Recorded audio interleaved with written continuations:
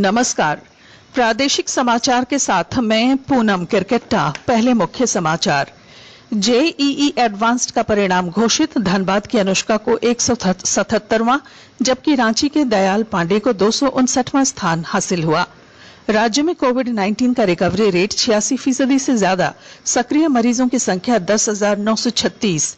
सरायकेला खरसावां जिले में 2 नक्सली हथियार के साथ गिरफ्तार, जबकि देवघर में 11 साइबर अपराधियों को किया गया गिरफ्तार। और आगामी त्योहारों को देखते हुए दक्षिण पूर्व रेलवे ने की 4 चरणों में 46 रेलगाड़ियों के परिचालन की तैयारी। रांची और हटिया से 16 जोड़ी ट्रेनें चलाई जाएंगी। महात्मा गांधी की 150वीं जयंती के अवसर पर बुलेटिन की शुरुआत हम विशेष श्रृंखला बापू की बात से कर रहे हैं। महात्मा गांधी ने कहा था कि लोगों को अपनी बुराइयों को छोड़कर अच्छाइयों को अपनाना चाहिए। मैं अहिंसा का पुजारी हूँ। मेरे पास तो एक बड़ा धर्म पड़ा है कि सब आदमी को गुणग्राही बनना चाहिए। वो मेरा धर्म नहीं है, तुलसीदास ने हमको सिखाया। उसने कहा है कि जड़ चेतन गुण लो समय विश्व की नकिरतार। तो ईश्वर ने जड़ और चेतन सब तब से हमारे क्या करना, तो कहते हैं कि जो सच्चा आदमी है तो उसके लिए तो यही है कि जैसे हंस वो पानी को छोड़ देता है और उसमें जो चीज भरी है दूध में से मलाई लेती है उसको ले लेता है, इसी तरह से हमारे जो मलाई है, मनुष्य के गुण है, उसको मलाई की उपमा दी है, वो ले लेना, बाकी अवगुण है वो छोड़ देना। जेईई एडवांस्ड के आज घोषित परिणाम में बालक वर्ग में चिराग और बालिका वर्ग में कनिष्का ने टॉप किया है। पुणे के रहने वाले चिराग ने ऑल इंडिया रैंकिंग में पहला स्थान हासिल किया, जबकि कनिष्का मित्तल ने ऑल इंडिया रैंकिंग में 17वां स्थान लिया। इधर धनबाद की रहने वाली अनुष्का ने 177वां रैंक हासिल कर झारखंड में टॉप किया और रांची के दयाल पांडे को 259वां रैंक हासिल हुआ। भारतीय प्रौद्योगिकी संस्थान ने जेईई एडवांस्ड 2020 के नतीजों की घोषणा की है। नतीजे वेबसाइट result.jeeadv.ac.in पर देखे जा सकते हैं। केंद्रीय शिक्षा मंत्री रमेश पोखरियाल निशंक ने परीक्षा के सफल आयोजन और समय पर परिणाम जारी करने के लिए संस्थान को बधाई दी है। उन्होंने अपने ट्वीट में अपेक्षा के अनुरूप रैंक पाने वाले सभी विद्यार्थियों को बधाई दी और उनसे आग्रह किया कि वे भविष्य में आत्मनिर्भर भारत के लिए काम करें। श्री निशंक ने आकांक्षा के अनुरूप रैंक नहीं पाने वाले विद्यार्थियों के लिए भी कहा कि उनके लिए भी कई अवसर उपलब्ध हैं। राज्य में पिछले 24 घंटों में 933 कोरोना पॉजिटिव मिले हैं, वहीं 907 मरीज ठीक हुए हैं, जबकि राज्य में कोरोना से 9 लोगों की मौत हुई। स्वास्थ्य विभाग के अनुसार राज्य में कुल कोविड-19 के मामले अब 87,210 हो गए हैं। इसमें 10,936 सक्रिय मामले हैं। अब तक 75,531 मरीज ठीक हुए हैं। वहीं अब तक कोरोना से 743 लोगों की मौत भी हुई है। प्रदेश में कोरोना के रिकवरी रेट 86.60% है। स्वास्थ्य और परिवार कल्याण मंत्रालय ने लोगों को सलाह दी है कि वे नोवेल कोरोना वायरस से अपने को सुरक्षित रखने के लिए सभी बुनियादी एहतियाती उपायों का पालन करें और सामाजिक दूरी बनाए रखें। एक रिपोर्ट। सरकार ने कहा है कि आवश्यक वस्तुओं की पर्याप्त आपूर्ति जारी है और लोगों को चिंता करने की कोई जरूरत नहीं है। लोगों को सलाह दी जाती है कि वे आवश्यक वस्तुओं और चिकित्सा सामानों की खरीदारी करते समय धैर्य रखें और शांत रहें। आवश्यक वस्तुओं को खरीदने के लिए बार बार बाहर निकलने से बचें। साथ ही लोगों से हाथ मिलाने और गले लगने से भी बचना चाहिए। बाजार, मेडिकल स्टोर और अस्पतालों में लोग कम से कम 1 मीटर की दूरी बनाए रखें। घर पर गैर जरूरी सामाजिक समारोह से बचा जाना चाहिए और घर पर मेहमानों को नहीं बुलाना चाहिए। लोगों को अपनी आंख, नाक और मुंह छूने से बचना चाहिए और लगातार हाथ साफ करते रहना चाहिए। हाथ को दोनों तरफ से कम 20 सेकंड तक रगड़कर धोना चाहिए। यदि कोई व्यक्ति खांसी या बुखार से पीड़ित है तो वह दूसरों के संपर्क में आने से बचे और डॉक्टर से तुरंत परामर्श ले। स्वास्थ्य मंत्रालय ने कोरोना वायरस के बारे में जानकारी के लिए एक टोल फ्री नंबर 1075 जारी किया है। इधर राज्य सरकार की ओर से भी कई दिशा निर्देश जारी किए गए हैं। इस सिलसिले में सरकार ने हेल्पलाइन नंबर 181 जारी किया है। सरकार ने कहा है कि कोरोना वायरस से संदिग्ध तौर पर संक्रमित कोई व्यक्ति पाया जाता है तो इसकी सूचना 0651 जो रांची का कोड है, और टेलीफोन नंबर 2261-000 तथा 2261-002 के अलावा फैक्स नंबर 2261-856 और मोबाइल नंबर 9955837428 पर दी जा सकती है। आकाशवाणी रांची भी आपसे अपील करता है कि कोविड-19 के संक्रमण से बचने और अन्य लोगों को सुरक्षित रखने के लिए कृपया घर पर ही रहें और सरकारी दिशा निर्देशों का पालन करें। आकाशवाणी का समाचार सेवा प्रभाग आज अपने फोन इन कार्यक्रम में हिंदी और अंग्रेजी में कोविड-19 पर विशेष परिचर्चा प्रसारित करेगा। नई दिल्ली के सफदरजंग अस्पताल के चिकित्सा अधीक्षक बलविंदर सिंह चर्चा में भाग लेंगे। श्रोता हमारे टोल फ्री नंबर 1800-115767 पर फोन कर विशेषज्ञ से सीधे सवाल पूछ सकते हैं। लैंडलाइन नंबर 011-2331-4444 पर भी सवाल पूछे जा सकते हैं। ट्विटर हैंडल @AIR News पर #AskAIR के जरिए भी सवाल पूछे जा सकते हैं। कार्यक्रम आज रात 9:30 बजे से FM गोल्ड और अतिरिक्त मीटरों पर भी सुना जा सकेगा।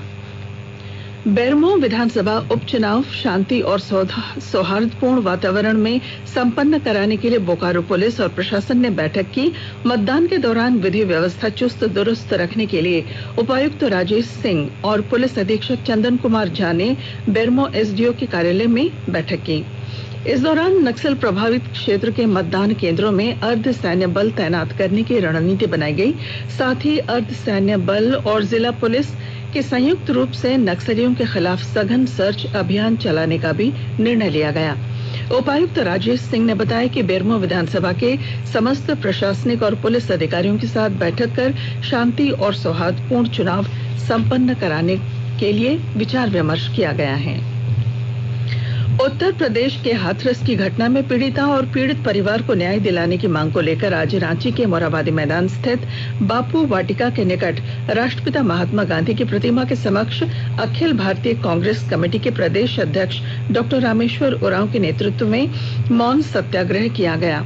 इसमें स्वास्थ्य मंत्री बन्ना गुप्ता, कार्यकारी अध्यक्ष केशव महतो कमलेश, राजेश ठाकुर, मानस सिन्हा, संजय लाल पासवान, आलोक दुबे, लाल किशोरनाथ शाहदेव और कार्यक्रम प्रभारी रविंद्र सिंह विशेष रूप से उपस्थित थे। आवासन और शहरी मामलों के मंत्री हरदीप सिंह पुरी ने कहा है कि संयुक्त राष्ट्र सतत विकास लक्ष्य 2030 पृथ्वी और लोगों के लिए एक दिशा निर्देशक दस्तावेज है। उन्होंने कहा कि इसमें शामिल 177 सतत विकास लक्ष्य और 169 नियोजित कार्य सामूहिक दृष्टिकोण को दर्शाते हैं। आज विश्व आवासन दिवस पर नई दिल्ली में आयोजित वेबिनार को वे संबोधित कर रहे थे। केंद्रीय पर्यावरण, वन और जलवायु परिवर्तन मंत्री प्रकाश जावड़ेकर ने कहा है कि देश भर में प्राणी उद्यानों की स्थिति बेहतर बनाने के लिए एक विस्तृत योजना तैयार की जाएगी।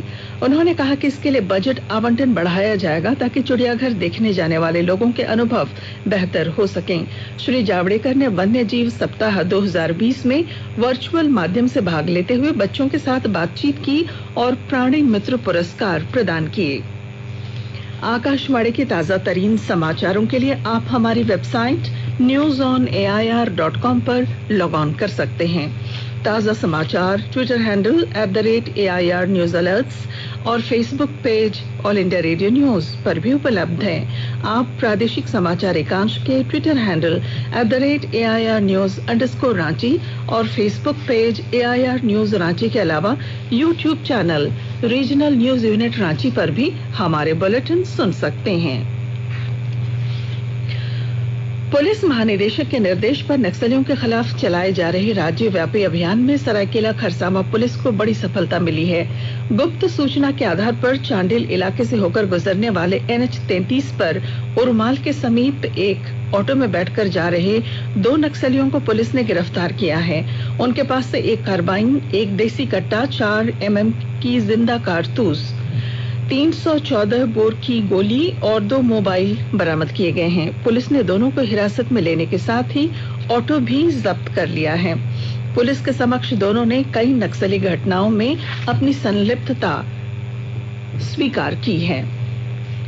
सरायकेला खरसावां जिले में पुलिस ने लंबे समय से जिले में सक्रिय और चोरी की घटनाओं को अंजाम देने वाले अंतर्राज्यीय गिरोह के 6 अपराधियों को गिरफ्तार किया है। पुलिस के अनुसार चोर गिरोह के तार कोल्हान समेत पड़ोसी राज्य ओडिशा से भी जुड़े हुए हैं। देवघर जिले में साइबर पुलिस ने आज गुप्त सूचना के आधार पर सोनाराय ठाड़ी थाना क्षेत्र के दामाकुंडा जरिया और जमुआ गांव में छापेमारी कर 11 साइबर अपराधियों को गिरफ्तार किया। इनके पास से 31 मोबाइल, 39 सिम कार्ड, 4 पासबुक और अन्य सामान बरामद किए गए। दक्षिण पूर्व रेलवे ने 4 चरणों में 46 रेलगाड़ियों के परिचालन की तैयारी पूरी कर ली है। इनमें रांची और हटिया से 16 ट्रेनों का परिचालन किया जाएगा। पहले चरण में 5 ट्रेनें, दूसरे में 14, तीसरे में 16 और चौथे चरण में 11 ट्रेनें चलाई जाएंगी। पहले चरण के रेल परिचालन की योजना को धरातल पर उतार लिया गया है और दूसरे चरण के लिए योजना को अंतिम रूप दिया जा रहा है। जमशेदपुर के बिष्टुपुर क्षेत्र के धातकीडीह में आज हुई फायरिंग में 2 लोग घायल हो गए। पुलिस अपराधियों की तलाश में जुटी है। रक्षा अनुसंधान और विकास संगठन डीआरडीओ ने supersonic missile assisted release of torpedo smart का सफल परीक्षण किया है। रक्षा मंत्री राजनाथ सिंह ने डीआरडीओ तथा इसके अभियान से जुड़े अन्य लोगों को बधाई दी है। जामताड़ा जिले के नारायणपुर थाना अंतर्गत मझलाटीह गांव के पास सफेद मिट्टी खनन के दौरान चाल धंसने से मिट्टी में दबकर 3 महिलाओं की मौत हो गई। तीनों का शव बरामद कर लिया गया है। उपायुक्त फैज अहमद मुमताज ने बताया कि गांव वालों के अनुसार 4 महिलाओं के दबने की आशंका है। 3 के शव बरामद किए गए हैं। उपायुक्त ने बताया है कि रेस्क्यू अभियान जारी है। एनडीआरएफ की टीम को सूचित कर दिया गया है। उन्होंने बताया कि सरकारी प्रावधानों के अनुसार मृतकों के आश्रितों को मुआवजा दिया जाएगा और भविष्य में ऐसी घटना न हो इसके उपाय किए जाएंगे। और अब संक्षिप्त खबरें। सिमडेगा जिले के बानो प्रखंड में कोयल नदी की तेज धार के बीच चट्टान में फंसे एक ग्रामीण को रांची से पहुंची एनडीआरएफ की टीम द्वारा रेस्क्यू किया गया। प्रखंड के रामजोल गांव का निवासी विल्सन मड़की कोयल नदी में मछली मारने गया था और नदी का जलस्तर अचानक बढ़ने के कारण वह बीच में ही फंस गया। गोड्डा के उपायुक्त और पुलिस अधीक्षक के निर्देश पर नगर थाना तथा रोहतारा चौक पर वाहन जांच अभियान चलाया गया। इस दौरान बिना मास्क और बिना हेलमेट पहने चालकों से 45,000 रुपए से अधिक की राशि जुर्माने के तौर पर वसूली गई। और अब अंत में मुख्य समाचार। जेईई एडवांस्ड का परिणाम घोषित। धनबाद की अनुष्का को 177वां जबकि रांची के दयाल पांडे को 259वां स्थान हासिल हुआ। राज्य में कोविड-19 का रिकवरी रेट 86% से अधिक हुआ। सरायकेला खरसावां जिले में 2 नक्सली हथियार के साथ गिरफ्तार। और आगामी त्योहारों को देखते हुए दक्षिण पूर्व रेलवे ने की 4 चरणों में 46 रेलगाड़ियों के परिचालन की तैयारी। और अब चलने से पहले हम आपके लिए बापू का प्रिय भजन लेकर आए हैं जिसे स्वर दिया है बांग्लादेश के कलाकारों ने।